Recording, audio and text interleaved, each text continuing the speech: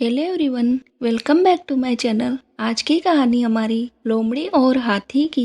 एक जंगल में एक लोमड़ी और एक हाथी रहते थे।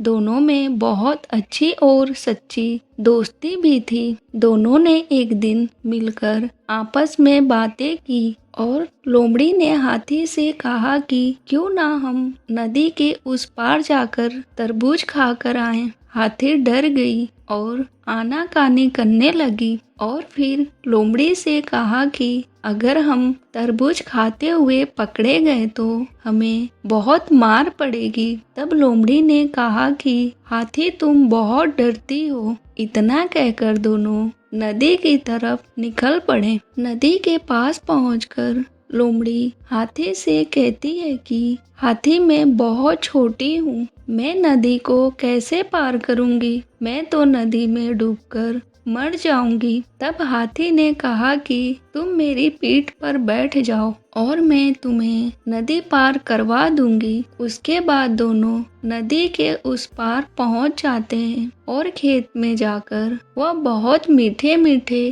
तरबूज खाते हैं। लेकिन थोड़ी देर में लोमड़ी का पेट भर जाता है और वह गाना गाने लगती है। तभी हाथी उससे कहती है, अरे लोमड़ी तुम गाने गाना बंद कर दो, नहीं तो किसान आ जाएगा और तुम्हारे गाने को सुनकर हमें बहुत मार पड़ेगी। अभी मुझे और भी तरबूज खाना है तो तुम मुझे तरबूज खाने दो। लेकिन लोमड़ी उसकी एक भी नहीं सुनी और गाना गाते ही रहती है। तभी लोमड़ी की आवाज सुनकर किसान अपने खेतों में आ गया, जिसके कारण हाथी और लोमड़ी वहां से भाग जाते हैं। लेकिन हाथी का पेट अभी तक भरा नहीं था, जिसके कारण वह लोमड़ी पर बहुत गुस्सा थी और उससे बदला लेना चाहती थी। भागकर दोनों नदी के पास पहुंच गए, लेकिन हाथी को लोमड़ी से बदला लेना था। इसीलिए उसने